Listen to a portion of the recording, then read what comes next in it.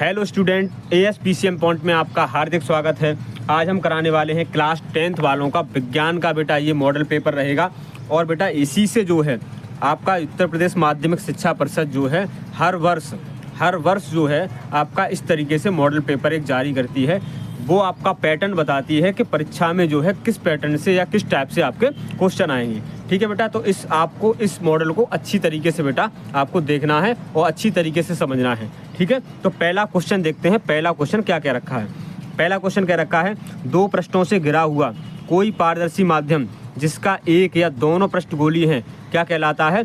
आपका गोली दर्पण, त्रिज्या, गोली लेंस या समतल दर्पण क्या कहलाता है। आपका गोली लेंस कहलाता है। क्या कहलाता है आपका गोली लेंस कहलाता है। ठीक है, अगला क्वेश्चन क्या क्या रखा है आपका।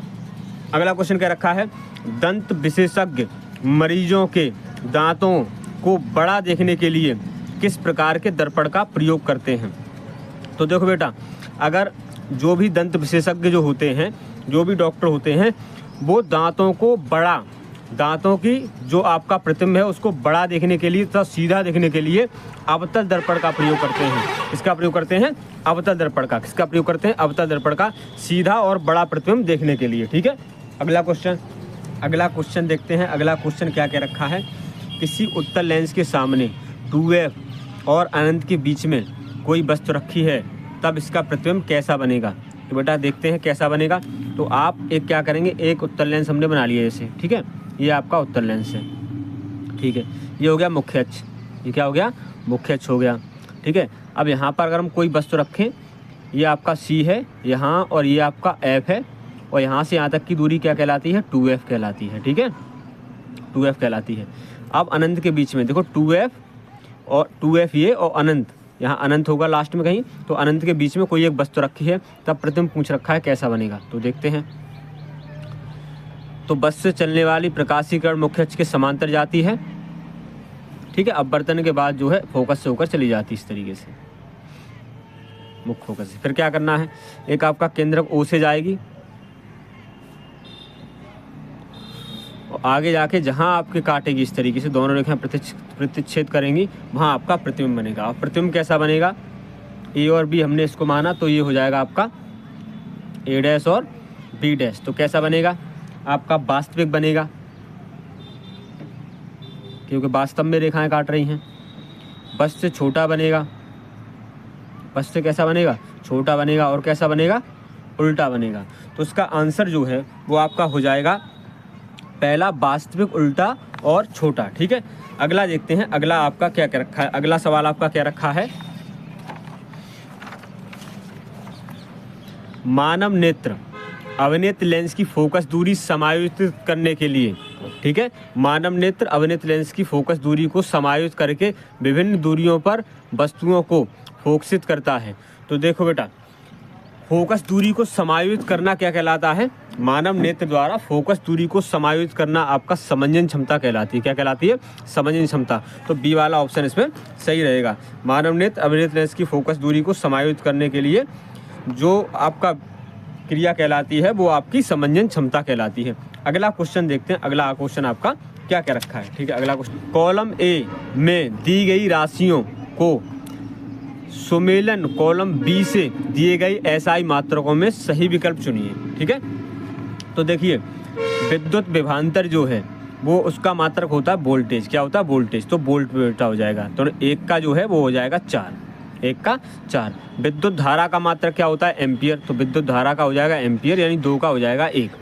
विद्युत शक्ति का मात्रक क्या होता है, वाट होता है। तो विद्युत शक्ति का मात्रक वाट, यानी 3 का 2।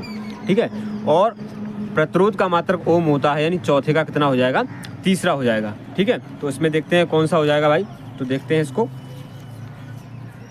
ये हो गया आपका पहले का चौथा, पहले का चौथा। तो पहले का चौथा। ठीक है, पहले का चौथा यहाँ ए में और डी में है, ए में और डी में है पहले का चौथा। और उसके बाद आपका है दूसरे का पहला। तो बेटा दूसरे का पहला। ठीक है, तो ये चौथा वाला ऑप्शन देखो, दूसरे का पहला। तीसरे का आपका हो जाएगा दूसरा। ठीक है, और चौथे का हो जाएगा तीसरा। तो उसमें ऑप्शन जो है वो कौन सा रहेगा बेटा, डी वाला सही है। ठीक है, ऑप्शन कौन सा, डी वाला सही है। ध्यान रखना है, ये आपके SI मात्रक जो है बहुत इंपॉर्टेंट हैं, तो सभी बच्चों को SI मात्रक याद होने चाहिए। ठीक है, अगला सवाल जो है, अगला क्वेश्चन जो है वो क्या कर रखा है, तब अगला क्वेश्चन आपका क्या रखा है 6, दो चालक तार जिनके पदार्थ की लंबाई और व्यास समान है किसी विद्युत परिपथ में पहले श्रेणी क्रम में और फिर समांतर या पार्श्व क्रम में जोड़े जाते हैं। ठीक है, तो पार्श्व श्रेणी क्रम और पार्श्व क्रम समायुक्त में उत्पन्न ऊष्माओं का अनुपात क्या है वो आपको बताना है। ठीक है, तो क्या करना है आपको देखते हैं। कंडीशन आपकी क्या रहेगी, तो दो चालक तार है जिनकी लंबाई और व्यास समान है, इसका मतलब उनका प्रतिरोध कैसा होगा, समान होगा। तब पहले तार के लिए अब दो प्रतिरोध जो है समान है, जो तार हैं उसके लिए श्रेणी क्रम में सूत्र क्या हो जाएगा, R बराबर R1 प्लस R2 हो जाएगा। श्रेणी क्रम के लिए हम R1 मान लेते हैं, पहला प्रतिरोध पहले तार के लिए R, दूसरे के लिए R, तो R और R कितना हो गया आपका 2R हो गया। ठीक है, समांतर क्रम के लिए सूत्र है 1/R2 बराबर 1/R बराबर 1/R1 प्लस 1/R2। तब इसको हम क्या करेंगे, हम लिखेंगे 1/R2, हमने समांतर क्रम है ना तो यहाँ पर दूसरा मान लिया है 1/R। ये R हम क्यों लिख रहे हैं पता है, दोनों में R हम इसलिए लिख रहे हैं क्योंकि दोनों जो तार हैं उनका व्यास और पदार्थ उनके समान। पहली बात तो पदार्थ उनके समान है, जब पदार्थ समान हो तो प्रतिरोध जो है और व्यास भी समान है। व्यास और जो तार का आपका पदार्थ है वो अगर समान हो, प्रतिरोध कैसे हो जाते हैं, समान हो जाते हैं, इसलिए दोनों के प्रतिरोध R और R माने हैं। ठीक है, तो 1/R2 जो है वो हो गया 1/R प्लस 1/R, 1 और 1 2/R हो गया आपका। अब R2 जब निकालेंगे तो बेटा व्युत्क्रम कर देंगे, पलट देंगे तो R2 हो जाएगा R/2। ठीक है, अब हम H निकालते हैं, तो H कैसे निकाला गया है आपका, तो H आपका निकाला गया है H1 बराबर क्या होता है, H1/H2 बराबर होता है R2/R1। अब R2 कितना है आपका R/2, तो R/2। ठीक है, अब R जो 1 है वो आपका कितना है, R1 है आपका 2R, तो 2R लगा दिया। ठीक है, अब क्या करना है आपको, अंदर अंदर और बाहर बाहर का मल्टीप्लाई करना है। ठीक है, तो जैसे ही मल्टीप्लाई करेंगे तो R का बेटा एक में R और 2R का हो जाएगा 4R आपका, R से R हो गया कैंसिल, तो बचा कितना 1/4, तो अनुपात जो है वो हो गया 1:4। ठीक है, ये आपका सवाल नंबर 6 का आंसर रहेगा। ठीक है, सवाल नंबर 6 का ये आपका आंसर रहेगा। ठीक है, अगला सवाल देखते हैं, अगला सवाल आपका क्या क्या रखा है। सवाल नंबर 7वां रहेगा, किसी विद्युत धारावाही सीधी लंबी प्रणालिका के भीतर चुंबकीय क्षेत्र कितना होता है या कैसा होता है। ठीक है, तब किसी धारावाही सीधी प्रणालिका के भीतर जो चुंबकीय क्षेत्र है वो बेटा सभी बिंदुओं पर कैसा होता है, समान होता है। ठीक है, सभी बिंदुओं पर कैसा होता है, समान होता है। अगर बेटा आपको इसका PDF चाहिए, अगर इसका बेटा आपको PDF चाहिए तो सभी बच्चों को बेटा वीडियो को देखकर और आप डिस्क्रिप्शन में जाकर वहाँ से डाउनलोड कर सकते हैं। ठीक है, तो विद्युत धारावाही सीधे लंबी प्रणालिका के भीतर चुंबकीय क्षेत्र कितना होता है, सभी बिंदुओं पर समान होता है। अगला आपसे कह रखा है कि बेंजीन का संरचनात्मक सूत्र क्या है। तब बेंजीन का सूत्र क्या होता है, बेंजीन का सूत्र जो है वो होता है C6H6। ठीक है, अब बेटा इसका संरचना क्या होता है, इसका संरचना होता है इस तरीके से, एक रिंग टाइप होता है जिसमें सिंगल डबल और सिंगल डबल बॉन्ड इस तरीके से होते हैं। तो इसका जो संरचना है और ये आपस में अष्टक भी पूरा करते हैं। ठीक है, H यहाँ 6 है और आपका जो C है वो भी आपके 6 है, तो इसमें जो ऑप्शन है वो आपका हो जाएगा C वाला सही हो जाएगा। कौन सा सही हो जाएगा, C वाला जो ऑप्शन है वो आपका सही होगा। तो इसमें उत्तर जो होगा वो C वाला उत्तर आपका सही होगा। ठीक है, अगला देखते हैं अगला क्या क्या रखा है। अगला सवाल आपसे 9वां सवाल जो है वो आपसे क्या रखा है, 9वां सवाल क्या रखा है, निम्नलिखित में से समजाति श्रेणी कौन सी है, CH4 तथा C2H6 या CH3OH तथा CH3COH या C2H6 या OH और CH3OH और C2H5OH, इनमें से आपको समजाति श्रेणी बतानी है। तो बेटा ध्यान से देखेंगे समजाति श्रेणी क्या होती है। तो समजाति श्रेणी बेटा देखते हैं पहले क्या है। समजाति श्रेणी वे यौगिक होते हैं जिनमें समान संरचना होती है और समान समूह होते हैं। ठीक है, जैसे CH4 और C2H6 ये बेटा एल्केन है, दोनों क्या है, एल्केन है, इसलिए ये वाला आपका पहला वाला कैसा हो जाएगा, सही हो जाएगा। अगला देखते हैं CH3OH और CH3COH। बेटा एक जो है आपका CH3OH जो है वो आपका है एल्कोहल और CH3COH है वो कार्बोक्सिल एसिड है। ठीक है, अब बेटा इस तरीके से आप इसमें देख सकते हैं। ठीक है, कौन सा आपका पहला वाला ऑप्शन सही रहेगा क्योंकि ये दोनों एल्केन समूह हैं। ठीक है, अगला देखते हैं अगला सवाल आपका क्या क्या रखा है, देखते हैं। भूमि की भूपर्पटी प्रकृति के रूप में पाए जाने वाले तत्व क्या कहलाते हैं। तो भूमि से डायरेक्टली जो पाए जाने वाले तत्व हैं वो आपके क्या कहलाते हैं, खनिज कहलाते हैं। ठीक है, भूमि से प्राकृतिक रूप से पाए जाने वाले जो पदार्थ हैं वो क्या कहलाते हैं, आपके खनिज कहलाते हैं। ठीक है, अगला क्वेश्चन देखते हैं। अगला क्वेश्चन आपका क्या रखा है कि दांतों का क्षय कब प्रारंभ हो जाता है, या दांतों का टूटना कब प्रारंभ हो जाता है। तो जब मुंह का पीएच मान 5.5 से अधिक हो, या 5.5 से कम हो, या पीएच मान 7 होने पर, या इनमें से कोई नहीं। तो कौन सा बी वाला ऑप्शन सही है। पीएच मान जब मुंह का 5.5 से कम होने पर जो है दांतों का क्षय होना प्रारंभ हो जाता है। ठीक है, तो बेटा अगला देखते हैं। अगला आपका क्या रखा है जो आपका 12 है, वो आपका 12 क्या क्या रखा है। एक अभिकथन आपको दिया है, जिंक और सल्फ्यूरिक अम्ल के साथ क्रिया करके जिंक सल्फेट और हाइड्रोजन गैस बनाता है। यह एक विस्थापन अभिक्रिया है। ये क्या रखा है तर्क, उसमें एक दे रखा है आपको, जिंक ऑक्सीजन के साथ अभिक्रिया करके क्या रखा है, जिंक जो है वो ऑक्सीजन के साथ अभिक्रिया करके जिंक ऑक्साइड बनाता है। क्या बनाता है, जिंक ऑक्साइड बनाता है। अब इसमें आपको इस तरीके से ऑप्शन दे रखे हैं, क्या क्या रखा है, दोनों अभिकथन 1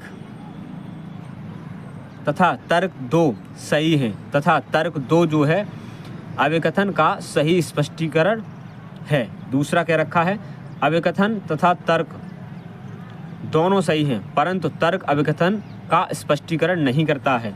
तीसरा क्या रखा है, अभिकथन 1 सही है और तर्क 2 जो है वो गलत है।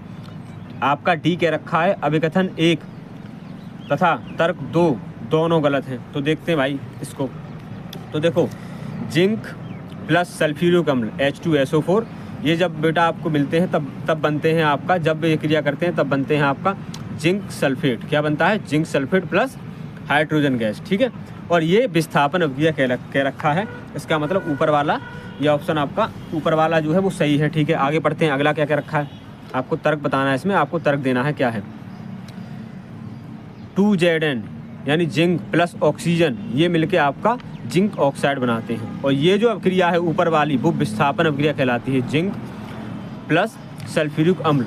ठीक है, और ये जो है जिंक और आपका ऑक्सीजन, ये संयोजन अभिक्रिया कहलाती है। तो क्या है, अब देखो दोनों अभिक्रियाएं आपस में सही हैं, दोनों अभिक्रियाएं आपस में कैसी हैं, सही। वो आपकी विस्थापन अभिक्रिया कहलाती है और ये संयोजन अभिक्रिया कहलाती है।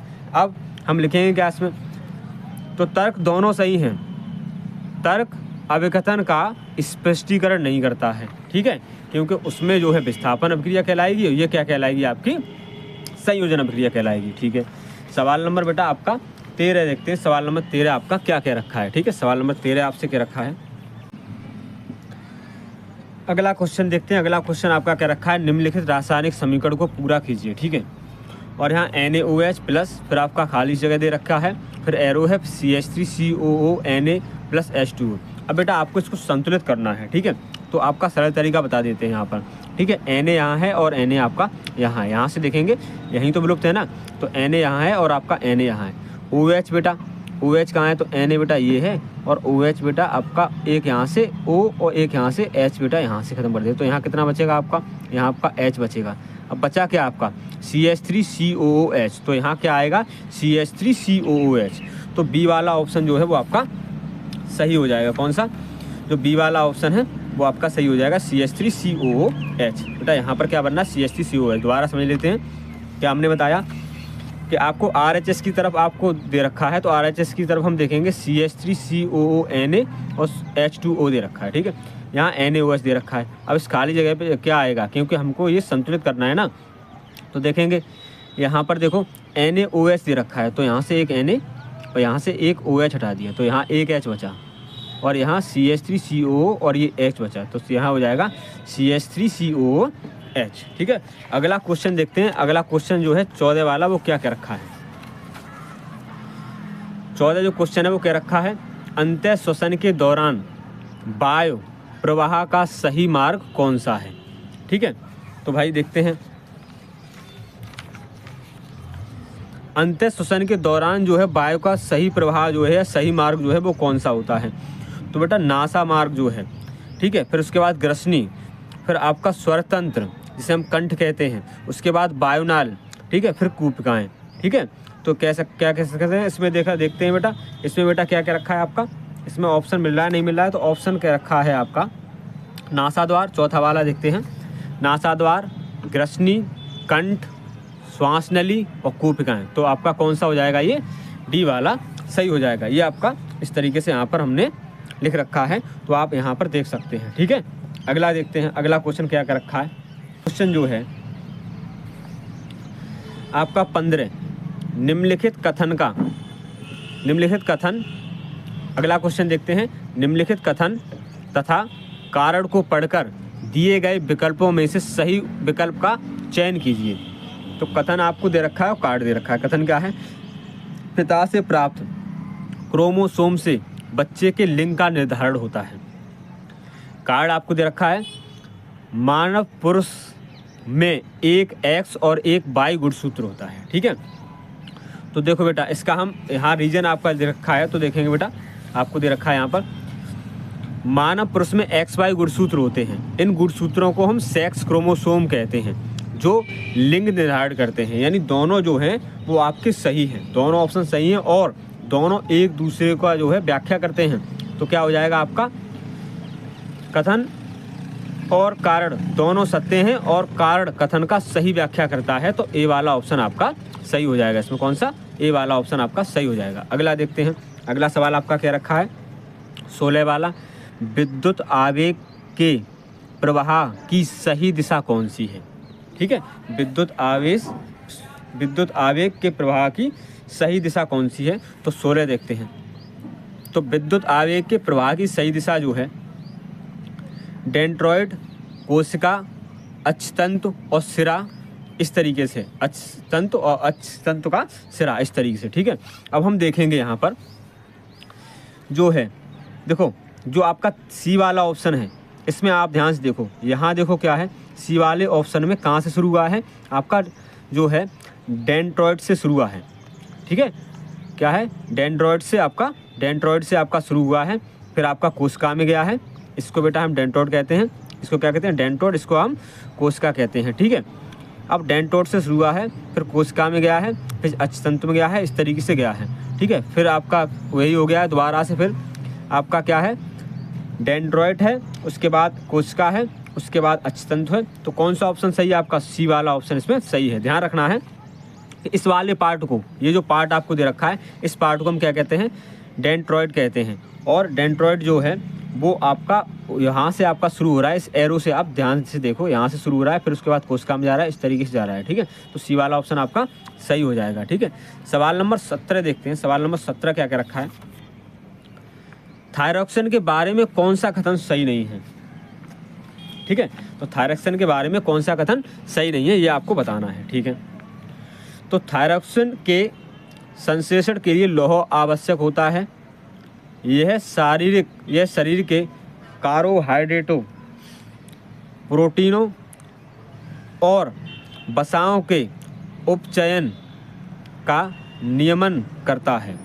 ठीक है, और अगला सी कह रखा है, थायरॉक्सिन के संश्लेषण के लिए थायराइड ग्रंथि को आयोडीन की आवश्यकता होती है। ठीक है, अगला कह रखा है, थायरॉक्सिन को थायराइड हार्मोन्स भी कहते हैं। ये आपके 3 ऑप्शन सही हैं, बी, सी, डी। ठीक है, ये आपका 3 ऑप्शन कैसा है, सही है। ये ऑप्शन जो है वो आपका गलत है। कौन सा, थायरॉक्सिन के संश्लेषण के लिए लौह आवश्यक होता है, ये आपका ऑप्शन जो है वो आपका गलत है। अगर ये ऑप्शन आपका गलत है और वही आपसे पूछ रखा है तो थायरॉक्साइड के बारे में कौन सा कथन सही नहीं है, तो ए वाला कथन जो है वो आपका सही नहीं है। ठीक है, इस तरीके से हमने यहाँ पर लिख रखा है। अगला देखते हैं सवाल नंबर 18 क्या क्या रखा है। तो सवाल नंबर 18 में इस तरीके से आपको एक चित्र दे रखा है। ये जो है आपका, ये आपका बीज का एक चित्र है। ठीक है, एक बीज का, एक अंकुरित बीज का एक चित्र है और उसमें आपसे पूछ रखा है कि ए वाले पार्ट को, बी वाले पार्ट और सी वाले पार्ट को हम क्या कहेंगे। तो देखते हैं। ठीक है, इस ए वाला जो पार्ट है इसको हम प्रांकुर कहते हैं। ठीक है, और ये जो पार्ट है ये आपका बीज का जो खुला हुआ पार्ट है, इसको हम बीज पत्र कहते हैं। और सबसे नीचे वाला जो पार्ट होता है जड़ की तरफ, उसको हम क्या कहते हैं, उसको हम कहते हैं मूलांकुर। क्या कहते हैं, मूलांकुर। तो ए प्रांकुर, बीज पत्र और मूलांकुर, तो कौन सा हो जाएगा, सी वाला। देखो, प्रांकुर, बीज पत्र और मूलांकुर, कौन सा, सी वाला ऑप्शन जो है इसमें सही हो जाएगा। ठीक है, 19 देखते हैं। सवाल नंबर 19 क्या क्या रखा है आपका। तो सवाल नंबर 19 क्या रखा है?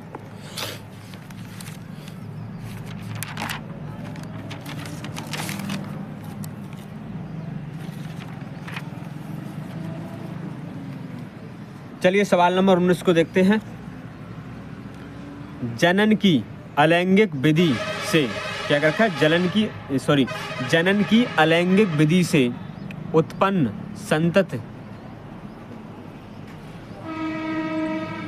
चलिए सवाल नंबर 19 देखते हैं। सवाल नंबर 19 क्या कह रखा है? जनन की अलैंगिक विधि से उत्पन्न संतति में परस्पर अधिक समानता होती है क्यों होती है?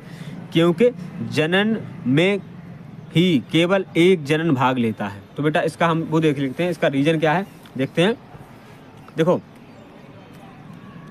इसमें केवल एक जनन भाग लेता है और युग्मक शामिल नहीं होता है। अब इससे हम पता लगा लेंगे, ठीक है। तो देखेंगे इसमें केवल एक जनन भाग लेता है और इसमें युग्मक शामिल नहीं होता है। तो ए और तुम्हारा पहला और दूसरा ये आपका सही है, ठीक है। जनन के अलैंगिक विधि से उत्पन्न संतति में परस्पर अधिक समानता होती है क्योंकि इसमें जो है एक जनन भाग लेता है और युग्मक शामिल नहीं होते हैं। तो आपका पहला और दूसरा वाला जो ऑप्शन है वो आपका सही है। तो ए वाला ऑप्शन आपका सही हो जाएगा, पहला और दूसरा, ठीक है। 20वां देखते हैं। 20वां जो है वो आपका क्या कह रखा है? 20वां सवाल आपका ये कह रखा है कि एक आहार श्रृंखला में तीसरे पोषी स्तर पर हमेशा कौन होता है, ठीक है। तो इसका बेटा रीजन देख लेते हैं। एक आहार श्रृंखला में तीसरे स्तर पर हमेशा कौन होता है देखते हैं। देखो द्वितीयक उपभोक्ताओं आहार श्रृंखला में तीसरे श्रेणी में आते हैं, ठीक है। द्वितीयक उपभोक्ता जो होते हैं वो आहार श्रृंखला में तीसरे श्रेणी में आते हैं। ये शाकाहारी जीवों को खाते हैं, जैसे कि सांप जो है चूहे को खाता है। सांप किसको? चूहे को खाता है, ठीक है, ठीक है। अब ये जो अगर सांप चूहे को खाएगा तो सांप क्या है? मांसाहारी है। और सांप जो है वो आपका किस में आता है? द्वितीयक उपभोक्ता में आता है, यानी कि तीसरे श्रेणी में आता है। तो आपका हो जाएगा इसमें मांसाहारी प्राणी। कौन सा हो जाएगा? मांसाहारी प्राणी, क्योंकि एक आहार श्रृंखला में तीसरे पोषी स्तर पर हमेशा मांसाहारी प्राणी आते हैं, ठीक है। अगला देखते हैं। अगला का सवाल आपका, अगला क्वेश्चन जो है वो आपका क्या क्या रखा है, ठीक है। अगला क्वेश्चन देखते हैं। अगला क्वेश्चन हम देखते हैं खंडवा वर्णात्मक प्रश्न है। उपखंड 1 और 2 में बेटा ये विभाजित है, ठीक है। प्रश्न नंबर पहला जो है वो क्या कह रखा है? दृष्टि दोष किसे कहते हैं और ये कितने प्रकार के होते हैं, ठीक है। तो यदि कोई मनुष्य की आंखों की रोशनी कम हो जाए, या हम ऐसे कह सकते हैं कि यदि किसी मनुष्य को वस्तुएं धुंधली दिखाई दें या साफ नहीं दिखाई दें, तब उसको दृष्टि दोष हो जाता है। और ये 3 प्रकार के होते हैं, एक दूर दृष्टि दोष, एक निकट दृष्टि दोष और एक आपका जरा दूर दृष्टि दोष, ठीक है। यही आपको लिखना है 4 नंबर में, 2-2 नंबर में। एक आपको दृष्टि दोष की परिभाषा दे देनी है, कितने प्रकार के हैं वो आपको बता देना है इस तरीके से, ठीक है। तो दृष्टि दोष का मतलब है आँखों की रोशनी का कम होना, जब मनुष्य को वस्तुएं स्पष्ट दिखाई ना दें, ठीक है। तो बेटा क्या होता है? तो दृष्टि दोष कहलाता है, ठीक है। ये 3 प्रकार के होते हैं, दूर दृष्टि दोष, निकट दृष्टि दोष और आपका जरा दूर दृष्टि दोष, ठीक है। अगला देखते हैं। अगला आपका क्या क्या रखा है? दूसरा जो है, हमें आकाश में इंद्रधनुष केवल वर्षा के पश्चात ही क्यों दिखाई देता है? अगला सवाल आपका क्या रखा है? दूसरा इसका भाग, पहले का दूसरा, हमें आकाश में इंद्रधनुष केवल वर्षा के पश्चात ही क्यों दिखाई देता है? तो आपको पता है जब वर्षा होती है तब छोटी छोटी बूंदें जो हैं आकाश में ठहर जाती हैं। तब क्या होता है भाई? हमें देखो इंद्रधनुष बनने के लिए सबसे पहली बात यह है कि इंद्रधनुष बनने के लिए हमें छोटी छोटी बूंदों की आवश्यकता होती है, ठीक है। तो हमने यहाँ पर समझा दे रखा है। अगला सवाल देखते हैं। अगला सवाल जो है आपका पहले का जो दूसरा है वो क्या रखा है? हमें आकाश में इंद्रधनुष केवल वर्षा के पश्चात क्यों दिखाई देता है, ठीक है। तो बेटा रीजन देखते हैं यहाँ पर। देखो इंद्रधनुष वर्षा के बाद ही दिखाई देता है, क्योंकि इसे बनने के लिए पानी की बूंदों की ज़रूरत होती है। ये बूंदें प्रिज्म का कार्य करती हैं।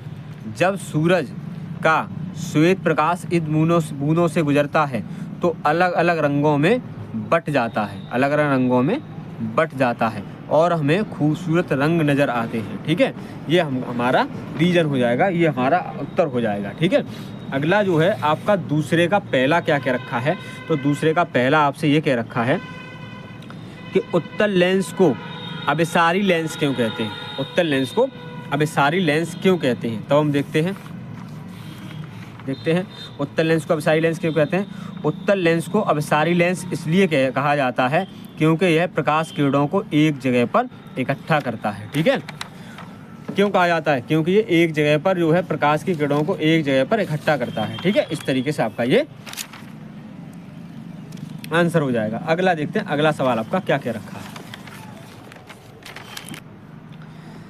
दूसरा अवतल दर्पण तथा उत्तल दर्पण के उपयोग लिखिए। ठीक है, तो क्या है भाई, अवतल दर्पण के उपयोग क्या है, टॉर्च में, सर्च लाइट में, वाहन के हेडलाइट में। ठीक है, उत्तल दर्पण के उपयोग क्या है, वाहनों के साइड जो मिरर होता है, साइड में पीछे वाली जो है आपकी गाड़ियों और पीछे वाली वस्तुओं को देखने के लिए जो है साइड मिरर में उत्तल दर्पण का प्रयोग किया जाता है। ठीक है, तीसरा सवाल हमारा क्या रखा है, किसी 4 ओम प्रतिरोध से प्रति सेकंड 100 जूल ऊष्मा उत्पन्न होती है। प्रतिरोध के सिरों पर विभवांतर क्या है वो हमको बताना है। ठीक है, तो इस सवाल को हम करते हैं। ठीक है, क्या है, देखो, किसी 4 ओम प्रतिरोध से प्रति सेकंड 100 जूल ऊष्मा जो है उत्पन्न होती है। तो हमको क्या क्या दे रखा है, हमको दे रखा है कि जो प्रतिरोध है आपका दूसरा वाला, ये आपका तीसरे का पहला सवाल है, तीसरे का पहला सवाल है। तो देखते हैं इसको। तीसरे का पहला सवाल हमसे कह रखा है कि किसी 4 ओम प्रतिरोध, यानी प्रतिरोध आपको दे रखा है वो हमारा है 4 ओम। ठीक है, ठीक है, प्रति सेकंड यानी समय 1 सेकंड दे रखा है।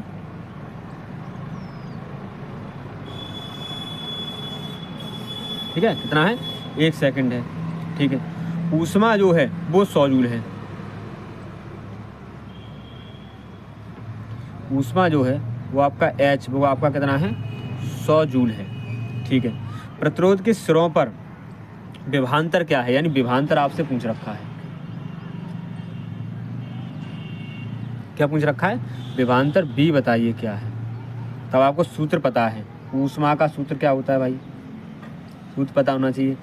H बराबर क्या होता है, B²R × T।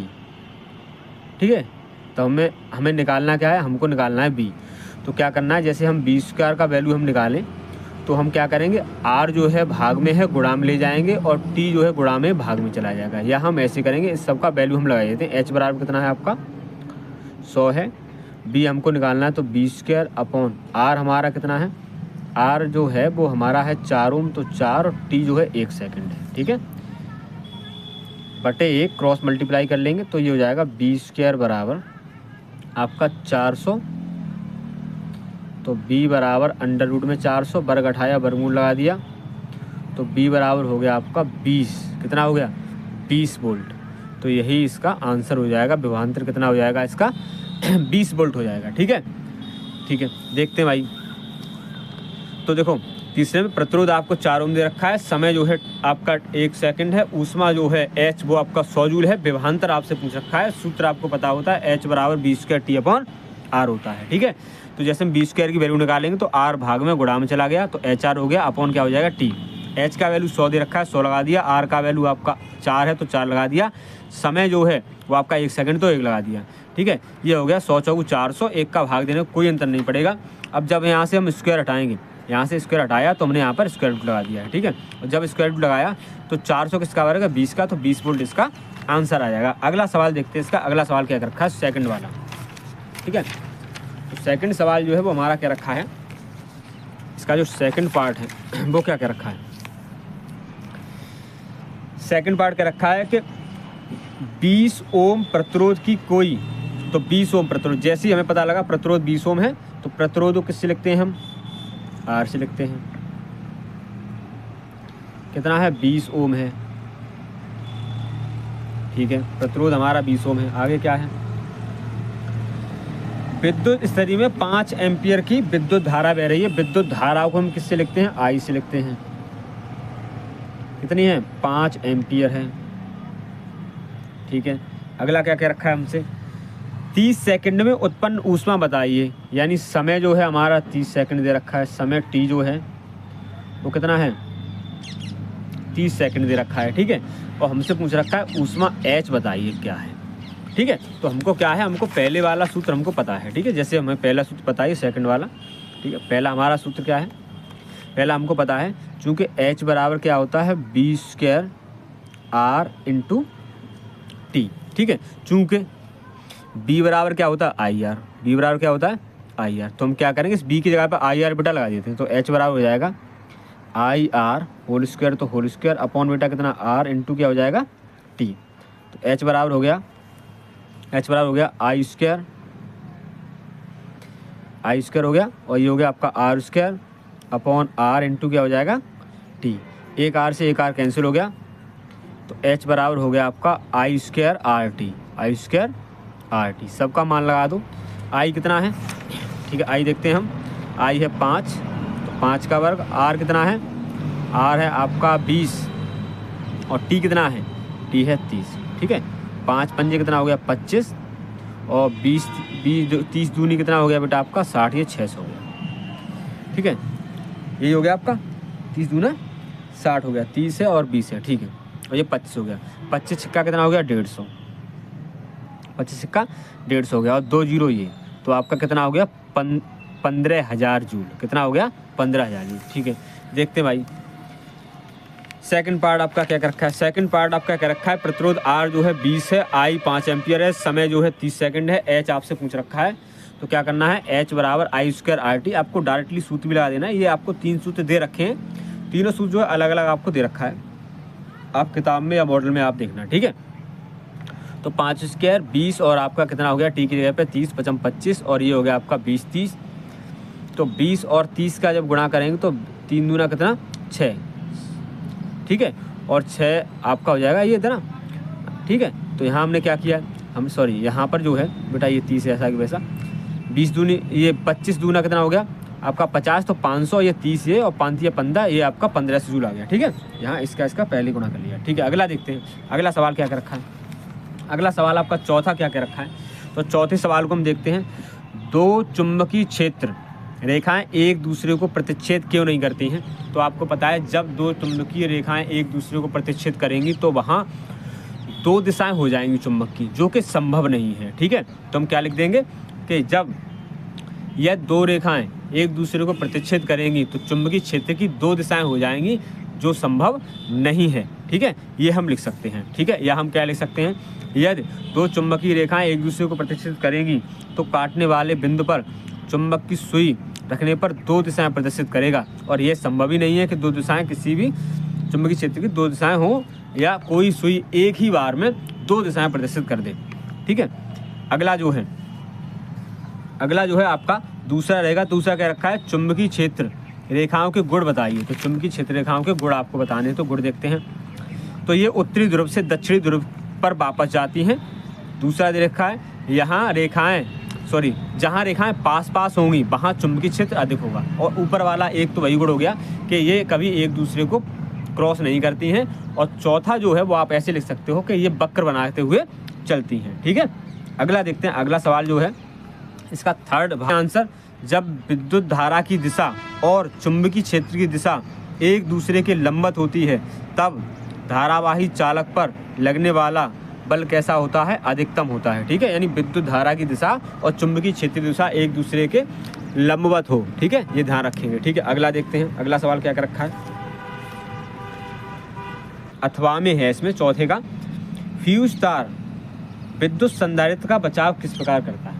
तो फ्यूज तार का कार्य ये है कि करंट ज़्यादा होने पर पिघल जाना, और पिघलने के बाद जो है करंट का फ्लो रोक देना, ठीक है। तो यही इसका कारण है कि जब हम विद्युत धारा या करंट ज़्यादा बहती है तब जो है जो आपका फ्यूज तार है वो पिघल जाता है, जिससे धारा बहना बंद हो जाती है और हमारा परिपथ बच जाता है। तो यही है, यदि परिपथ में बहुत अधिक धारा या करंट बहने लगे तो फ्यूज तार कैसा हो जाता है, पिघल जाता है, ठीक है। अगला देखते हैं, अगला आपसे क्या रखा है, धारावाही प्रणालिका का उपयोग द्वारा किन अवस्थाओं में स्थायी विद्युत चुम्बक प्राप्त किया जा सकता है। परिपथ आरेख खींचिए उत्तर की स्पष्ट जो है आप पुष्टि कीजिए क्या है। तो देखो, यदि हम धारावाही प्रणालिका के अंदर कोई लौह पदार्थ जैसे स्टील या लोहे को अगर हम रखते हैं और लगातार धारा प्रवाहित करते रहें, तब क्या होता है, जो आपका लोहा अंदर जो है प्रणालिका के अंदर जो लोहा रखा गया है वो एक स्थायी चुंबक बन जाती है। तो यही हमको लिखना है, ठीक है। धारावाही प्रणालिका को स्थायी चुंबक बनाने के लिए प्रणालिका के भीतर चुंबकीय पदार्थ होना चाहिए, ठीक है, तथा प्रणालिका के भीतर लगातार धारा बहती रहनी चाहिए, ठीक है। और आपसे अब ये पूछ रखा है कि आप चित्र बनाइए। तो चित्र में क्या करेंगे हम, एक आपका इस तरीके से कोई एक नली ले लेंगे और नली जो है प्रणालिका यानी जो नली है वो हमारा या तो कागज़ का हो, ठीक है, यानी परावैद्युत पदार्थ की हो जिसमें धारा प्रवाहित ना हो, ठीक है। उसके ऊपर जो है हम इस तरीके से तांबे के तार को लपेट देंगे और उसके जो 2 सिरे हैं उसमें हम बैटरी को जोड़ देंगे। अब इस नली के अंदर जो है हमको क्या करना है, एक लोहे का जो भी आपका धातु है उसको आपको रख देनी है और लगातार जो है धारा प्रवाहित करते रहें आप। और जब ज़्यादा देर तक आप धारा प्रवाहित करेंगे तो जो अंदर जो चुंबकीय पदार्थ जो हमारा जैसे लोहा या स्टील रखा है वो एक स्थायी चुंबक के रूप में कार्य करने लगेगी, ठीक है। तो इसका बेटा अगला पार्ट देखते हैं। इसका अगला पार्ट जो है वो आपका कल जो है आपका अपलोड कर दिया जाएगा, ठीक है। तो वीडियो को बेटा लाइक करें और चैनल को सब्सक्राइब करो और वीडियो को बेटा शेयर करें, ठीक है। इसी प्रकार की और वीडियो देखने के लिए कमेंट में बताएं कि आपको इस प्रकार की वीडियो और चाहिए।